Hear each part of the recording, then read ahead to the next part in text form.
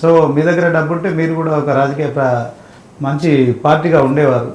ఇప్పుడు కవితతో కలిసి మీరు కేవలం ఆర్థికపరమైన అంశాల కోసమే మొన్న మున్సిపల్ ఎన్నికల్లో పోటీ చేస్తారు. అదే క్రమంలో మీరు బీఫామ్లు ఇచ్చి టికెట్లు ఇచ్చిన వారికి ఎంత డబ్బులు ఇచ్చారు, అదే క్రమంలో కవిత గారు ఎంత ఇచ్చారు, me all India Forward black నుంచి ఎంత ఇచ్చారు అంటే ఏం చెప్తారు?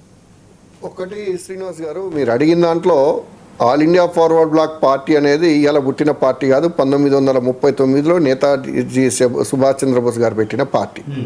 కవిత గారు, జాగృతి సంస్థ and All India Forward Bloc కలిసి ఎంత 3 నెలలు కాలే.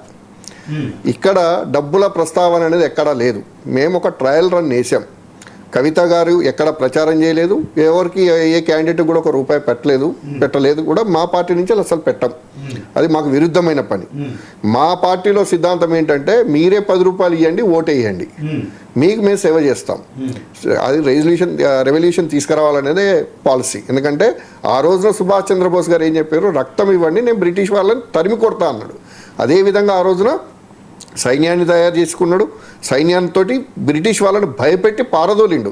ఆ రోజున ఏదో గాంధీ గారో నెహ్రూ గారో పారదోలే, నేతాజీ సుభాష్ చంద్రబోస్ చూసి భయపడి బ్రిటిష్ వాళ్ళు పారిపోయినారు. అది గుర్తుపెట్టుకోవాలి.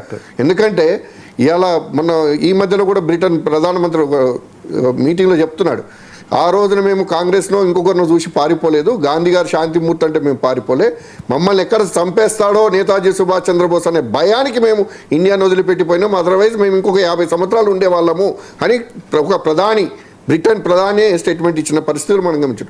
ఇవాళ కూడా మేమేమడుగుతున్నాం, మీరు ఓటేయండి, మీకు విద్య వైద్యం అనేది మేము పూర్తిగా ఉచితంగా అందిస్తాము, మంచి ఆరోగ్యకరమైన తెలంగాణ ప్రభుత్వాన్ని ఏర్పాటు చేపిస్తాము, ప్రతిపక్షంలో ఉన్న స్వపక్షంలో ఉన్న మేము పోరాడుతూనే ఉంటామని చెప్పేసి చెప్పుకుంటూ మేము ముందుకు పోయి ఓట్లు అడగబోతున్నాం.